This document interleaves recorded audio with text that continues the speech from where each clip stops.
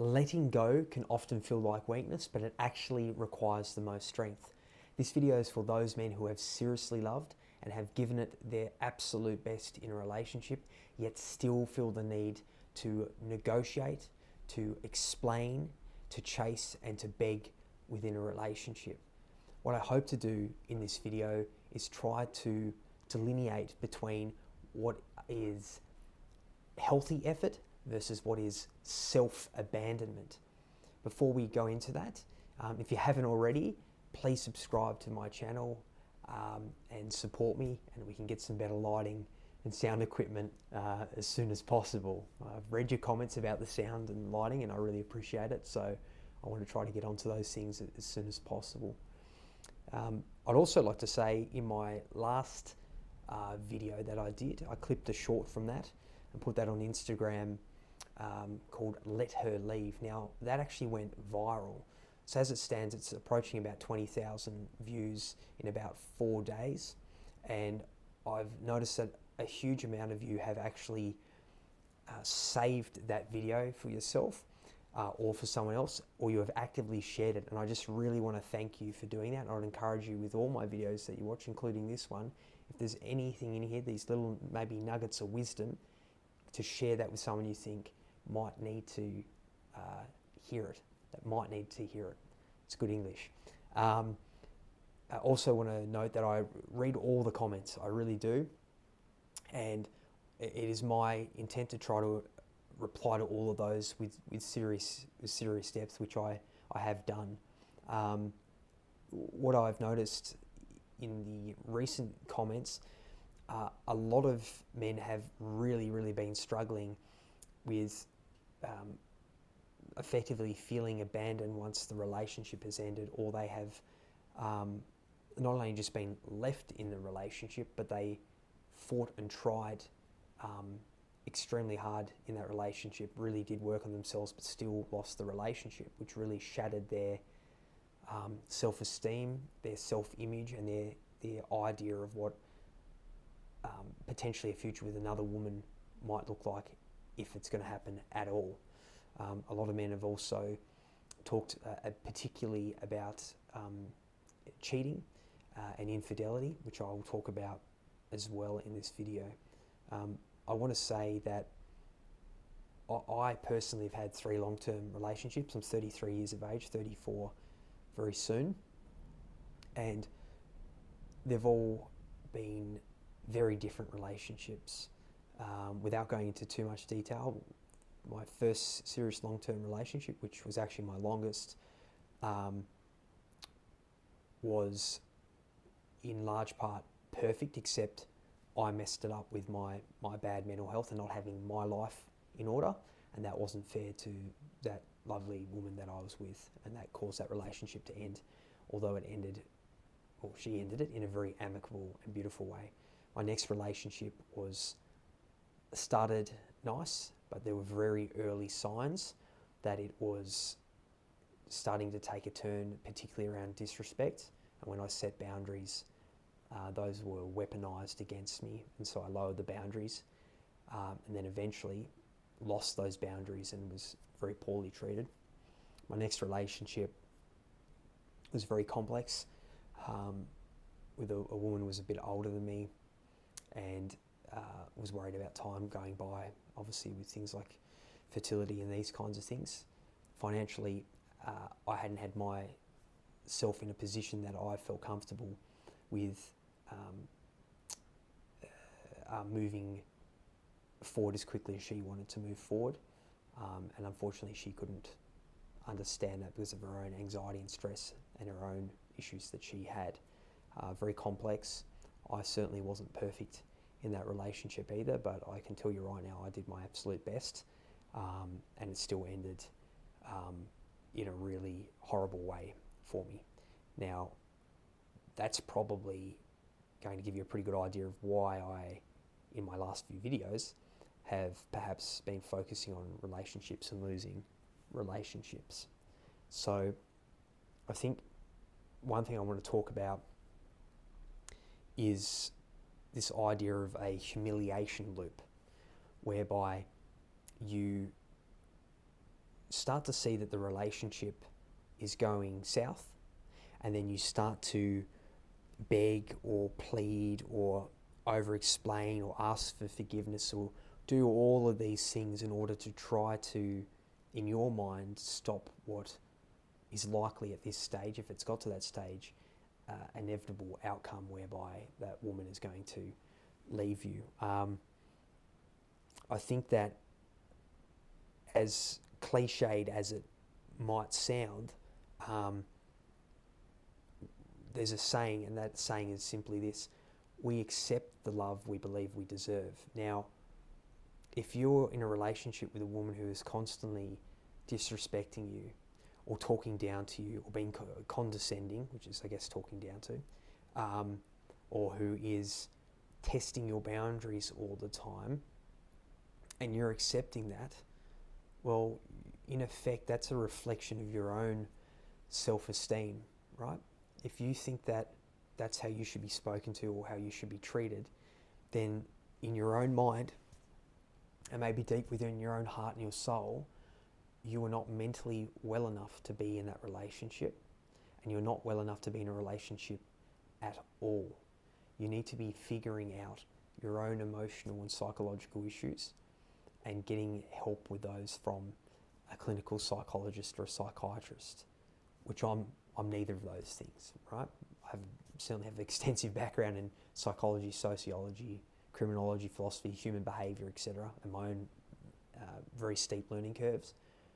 But I would highly encourage you, as much stigma as there might be around it with men, that you talk to your general practitioner, okay, and you ask for a mental health care plan. You ask for your 10 Medicare rebate clinical psychologist sessions, and if you possibly can, put some money aside. As I've said in my last video, it's about a bit over $500, and you'll get half of that back or thereabouts towards seeing a clinical psychiatrist and getting a diagnosis from them as a doctor, as someone who can prescribe medication. If you're only going to do it once, then that's better than nothing. So please do that. Work on getting those things figured out first before you enter into a relationship, because if you don't, you are going to end up in a relationship, I should say, with someone who you do love, who you do care, but maybe it's a toxic relationship, okay? Maybe they're unwell, they know you're unwell, and then you guys are just feeding off each other in a toxic relationship. You may still love each other, but it's hard to tell how much of it is really love and how much of it is just pure attachment issues and mental illness, okay? So you shouldn't be having to force love in a relationship. And if you're forcing it and you genuinely feel that you are putting in the effort, it may be the case that you are what they would call like an anxious attachment, and the person you're with is an avoidant attachment style, right? If you are anxious attachment, which is a good thing to try to find out as soon as possible, you do not, okay, and I'm going to emphasize that, you do not ever want to get in a relationship with someone who is an avoidant attachment, okay? You do not want to do that. If you do it, it will end in disaster. You will chase and chase and chase and get pushed away, pushed away, pushed away. And when you finally decide that you've had enough because you've set boundaries and you've gone, I've got to move on with my life here and protect myself and engage in self-preservation, then that's when that woman who is avoidant is going to try and claw you back. And then when you come back and you go, this is great again, everything's in love, you get pushed away again. Get out of those relationships. If you are anxious attachment, all right, or you'd say like an insecure attachment, you don't want to be with someone who is avoidant attachment, all right? There's a lot to that. I'd encourage you to read research around that. There are obviously secure attachment. Those people are amazing, right? They can sort of be with anyone and pull it together, but then they're the one bearing the weight of it. So if you are an avoidant or an anxious attachment style and you end up with a woman who is a secure attachment and very healthy, then you owe it to her to not put her through hell because your mental health is bad and your attachment style is completely incompatible with most relationships. Just because they have the ability to do it doesn't mean you should be putting them through that as a woman, okay?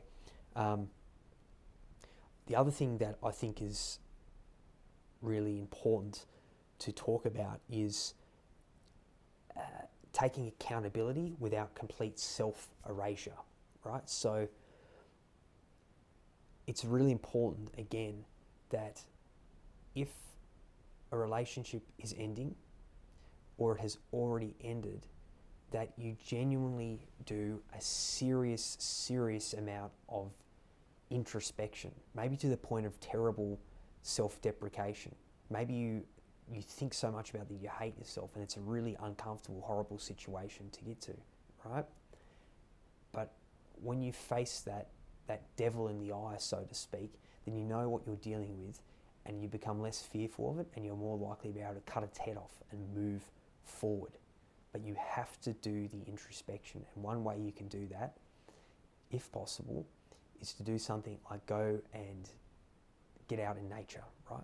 Go for a big hike, go camping, go for a long drive or a road trip by yourself, and get in touch with nature and your thoughts and become grounded and think about how you need to change your behavior moving forward and learn from the mistakes that you've made. Because I can guarantee you that you're not perfect. As I've said before, I'm not infallible and I'm no paragon of virtue in relationships. Have I ever cheated or done anything horrible like that? No, never to that extent. But I've not had my life in order, so that has meant that the stress that I've felt has been then projected onto women that I've been with who didn't deserve that stress in their lives. So protect yourself and protect any future woman that may love you and may be able to have a healthy relationship against your own weaknesses there, okay? So do that introspection. Now, if it just so happens that you've actually done all that introspection, you really have worked on it, okay, then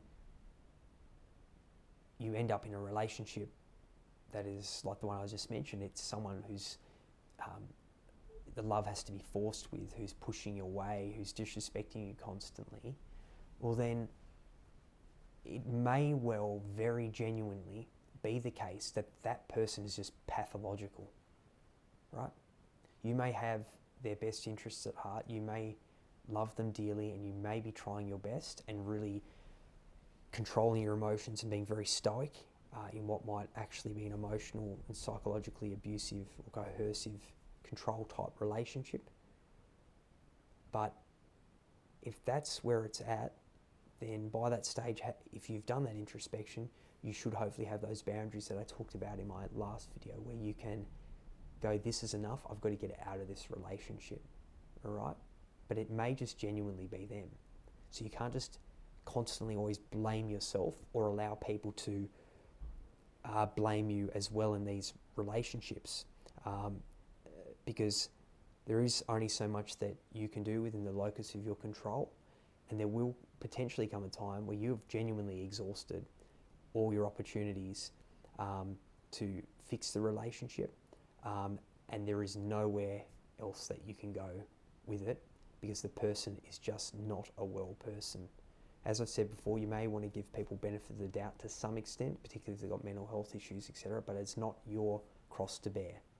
So don't get wound into that idea that you need to be the fixer, as I mentioned in my last short that I posted. I think that it's also important to recognise that a lot of men do struggle to let go, right? They really do struggle to let go of the relationship.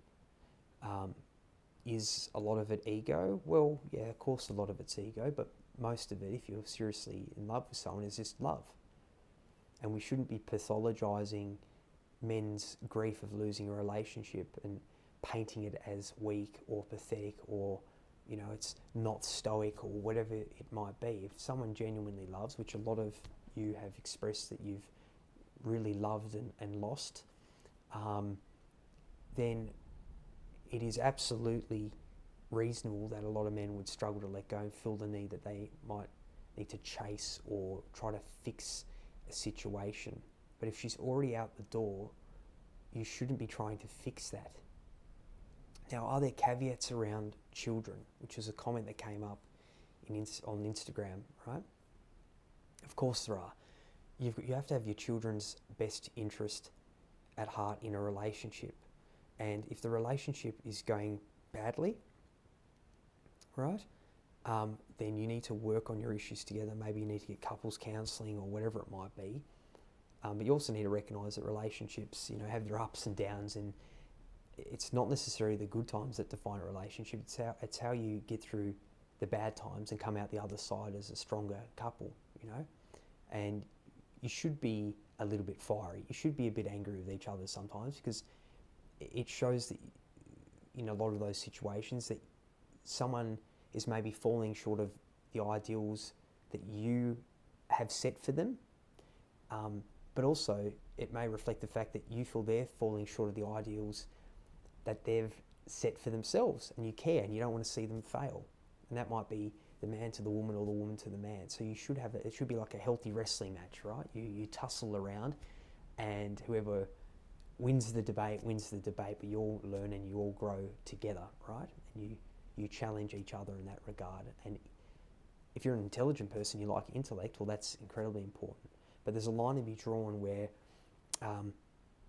those arguments start becoming threats of leaving, or micro-cheating, or full-blown infidelity. If you're at that level and you've got children, well, you need to end the relationship, separate it and get a divorce and get out of there.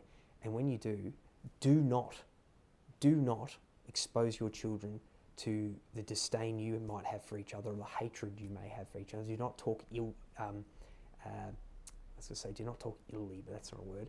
Do not talk disrespectfully to each other in front of them. You need to shield them from that and engage in healthy co-parenting as best as possible, which is obviously easier said than done. Now, not all relationships are going to end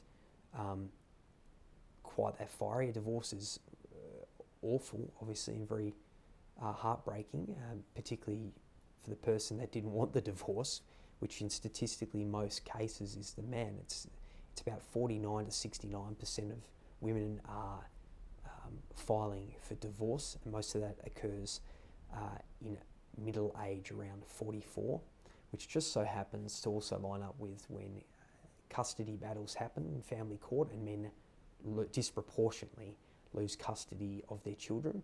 And then within that same age bracket is disproportionately where most men complete a suicide, take their lives, okay?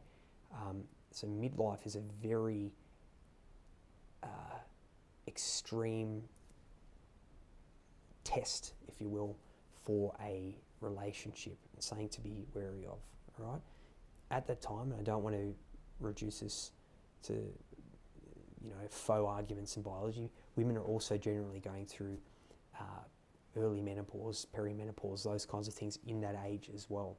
So they're going to be feeling pretty vulnerable and pretty upset as well. And so they're going to have issues that may contribute to that relationship wanting to end, them wanting to leave you.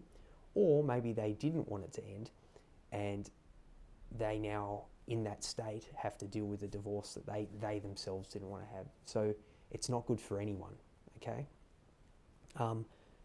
But I think that it's important to understand that moving on, leaving a relationship, doesn't mean that the relationship you had was a complete waste of time, particularly if you've had kids. It doesn't mean that none of it was real necessarily, unless someone really was cheating on you the whole time, and then you lose those 3 references of time that I talked about in my last video. But it does mean at some stage you need to let go in that relationship, all right? 2 things can be true at once. The relationship could have had beautiful, great memories. It truly could have.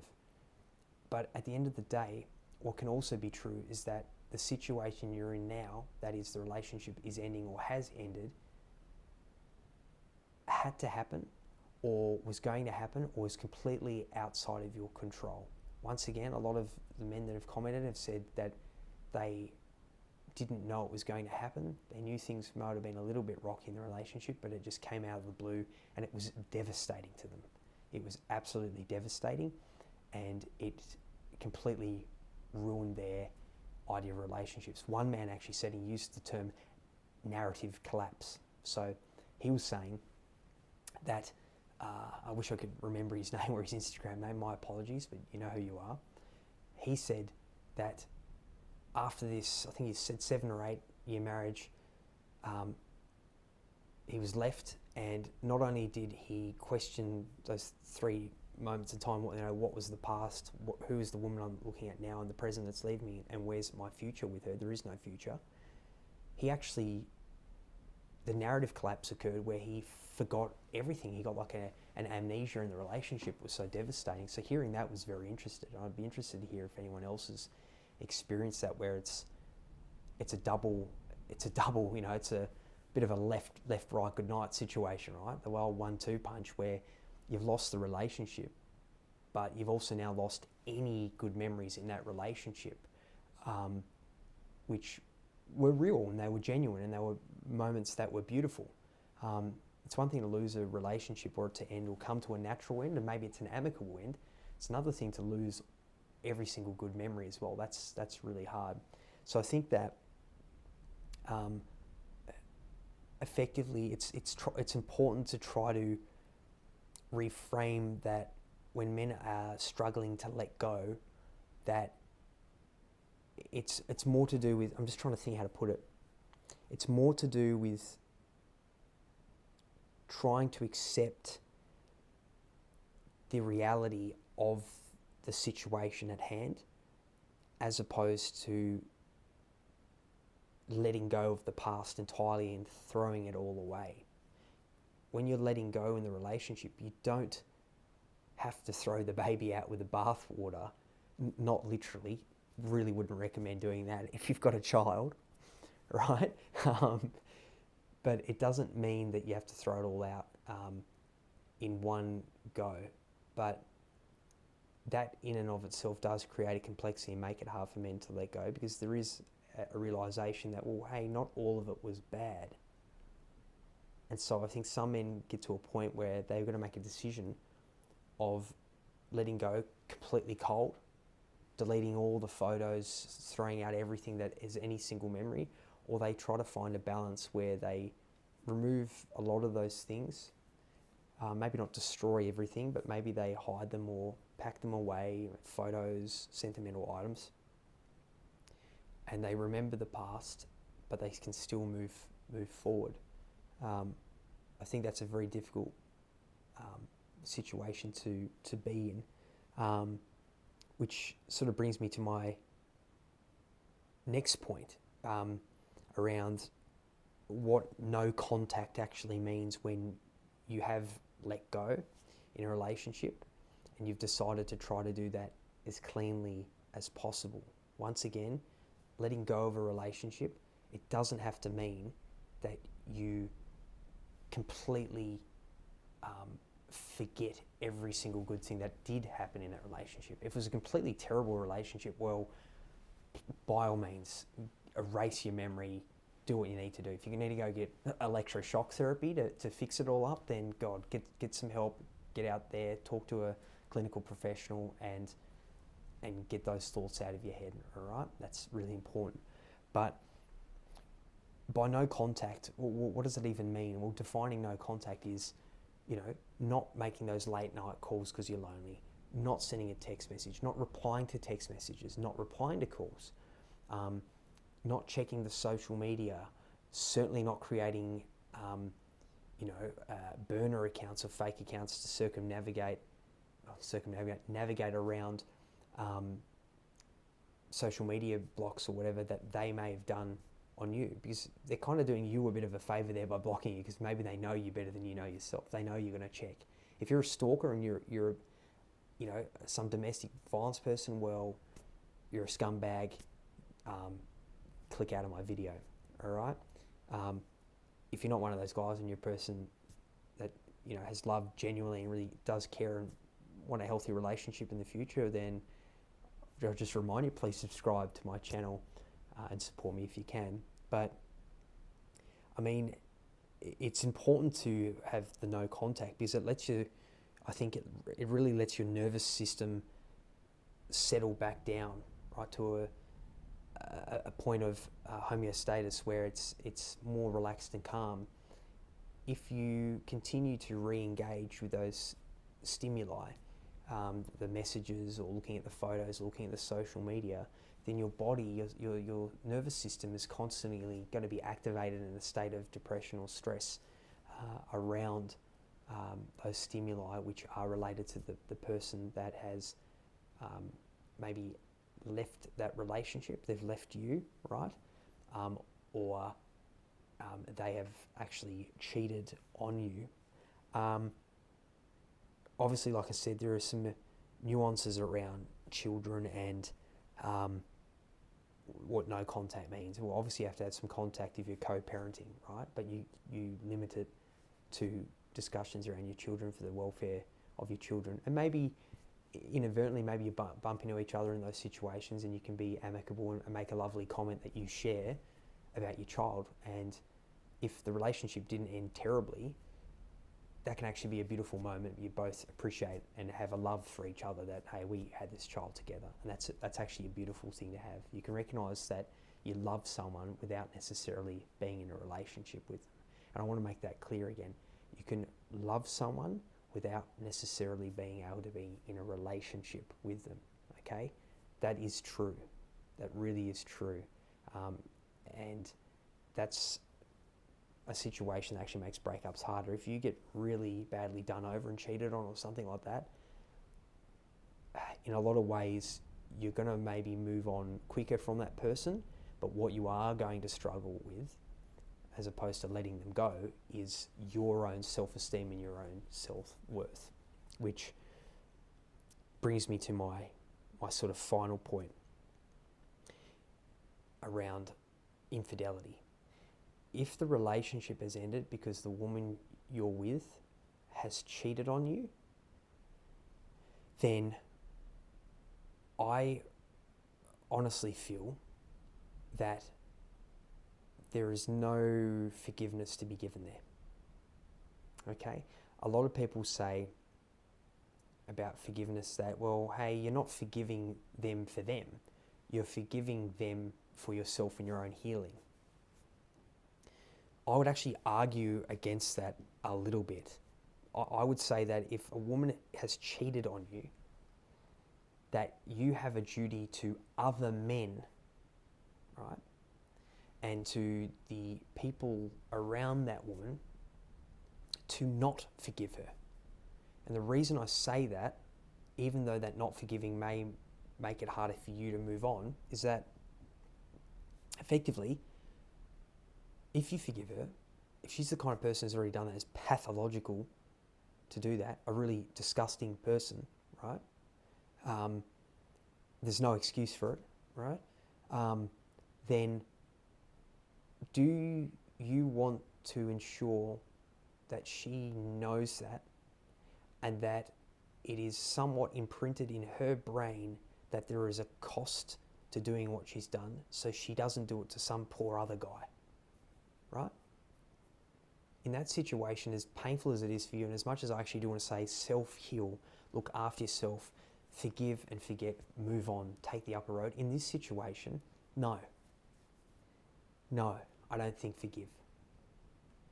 I know that's going to be controversial. I do not think you should forgive someone who has cheated on you, because you have a duty of care to your fellow man in the future who may end up in a relationship with her and be cheated on, because she's been forgiven over and over and over again by every man she's done this to.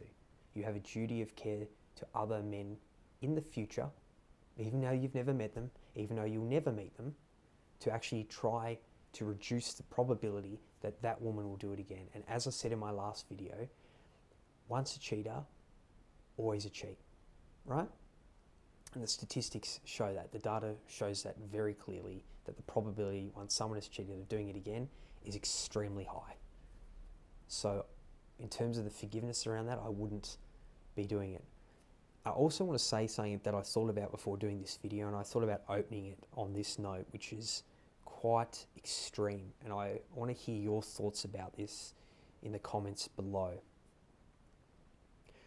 I think that if you were in a relationship with a woman and then you all of a sudden find out that she has cheated on you by having sex with another man, and she has done that and then since that time has been having sex with you, I believe that if a woman has cheated on you in that way, that is, in my opinion, a form of sexual abuse.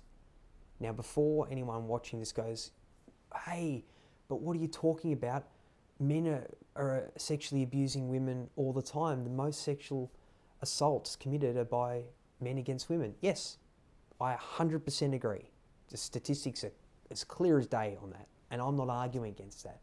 What I'm saying, and this could actually apply, it applies for women as well in the same situation, but in this circumstance we're talking about men, is if a woman cheats on you and then you don't know and then she has sex with you after that, I think that's sexual abuse. And the reason I think it's sexual abuse is because you can't consent to that. You were in a monogamous relationship with them and you were having sex with them and being intimate with them on the basis that you had agreed that you were monogamous and you wouldn't sleep with other people. Now, if they breach that by having sex with someone else, not telling you and then having sex with you after, then that means they've removed your ability to give consent to that sex, because otherwise, if you'd known, I'm sure you probably wouldn't have sex with them if you're in a monogamous relationship, would you? Now, if we look at some other example, like laws around stealthing, right? Where a man is having sex with a woman, then he removes the condom without consent, that's classified as, well, I guess it's classified as sexual assault or rape, which are used interchangeably depending where you are, right?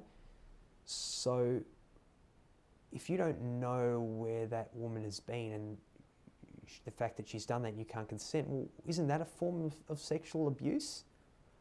I would argue that it is. And I would also say that aside from the disgusting betrayal involved in that someone would do that to you, which is just such a profoundly evil thing to do to someone, the issue is also around health, right?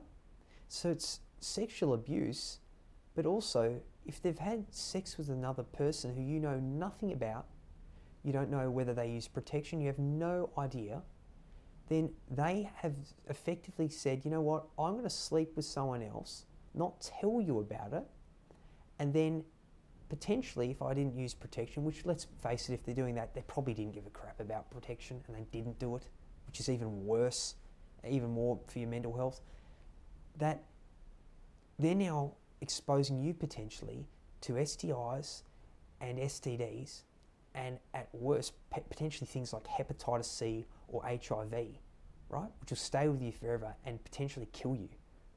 So if that's not a form of potentially assault even at that level, then I think there's something wrong with the world. I actually honestly believe that if you are with a woman in a relationship, she has an affair or she cheats on you in a relationship, and that's not a marriage, right? That if she then sleeps with you after that, that should be classified as sexual abuse, and it should be a crime. You should be able to put someone in a criminal court and have them charged for sexual abuse, because you could not give consent to having sex with that person after that because you did not know. There's no informed consent there. In addition to that, there's the aggravated circumstances around the fact that if that person, that woman, slept with someone who had STIs or worse still STDs that are life-threatening, such as HIV or hepatitis C, then that should be an even larger penalty. That's extreme for me to say, but that's my belief. So to the men out there that have commented and are saying they were cheated on, just remember what I've just said then. You are a victim, in my opinion, of sexual abuse. Okay? It doesn't make you any less of a man. It just means that you were taken advantage of, lied to, and effectively are sexually abused by a woman who is evil, right? And at best is just mentally really, really unwell, okay? Do not blame yourself. Know the risks that they put you at beyond the heartbreak, beyond the ego, beyond the I've lost all the memories and all these things.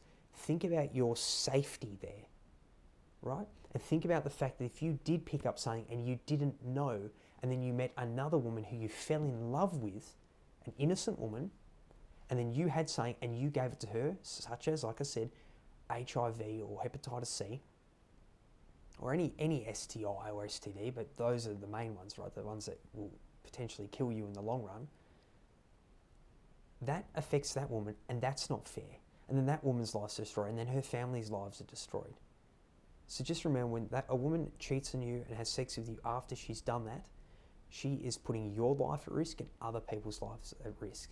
It is the epitome of selfishness, and I think it's extremely evil.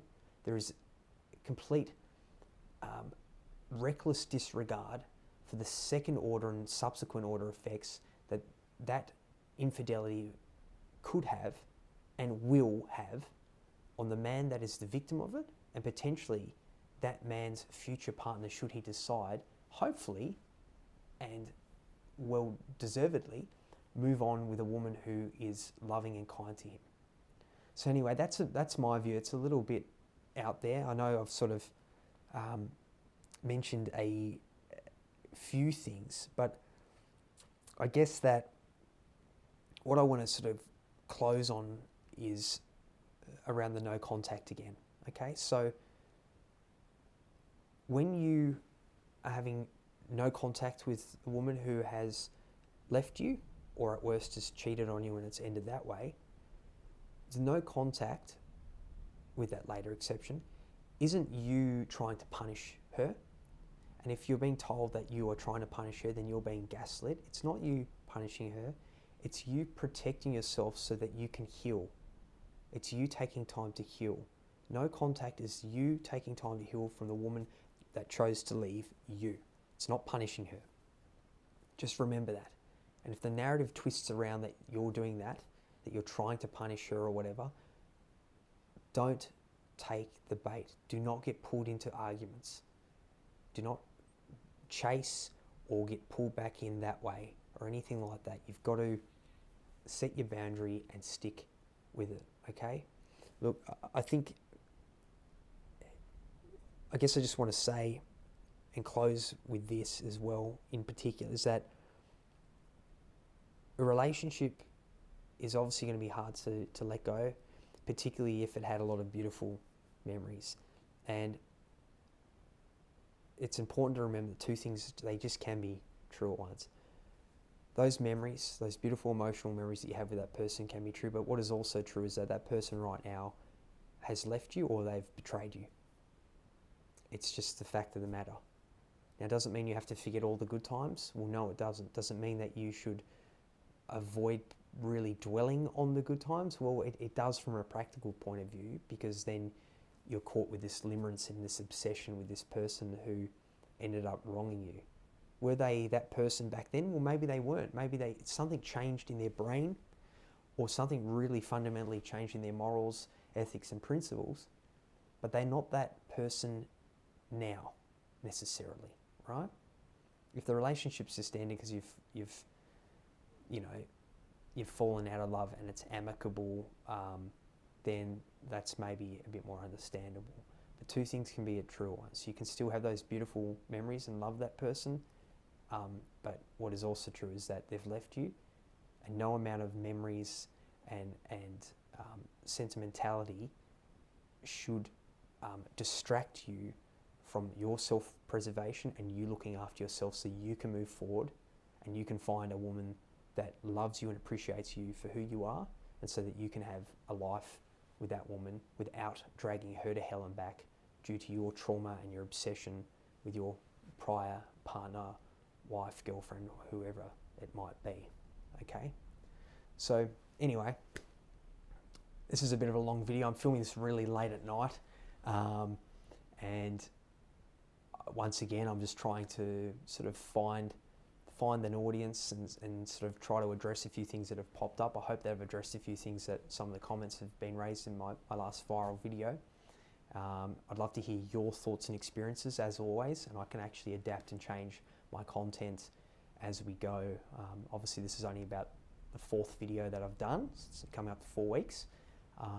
So it's early days still, and we'll get it going nicely, and we'll improve as we go. As I said, it's an iterative process, and I'll try my absolute best to get it better and better each time for all of you.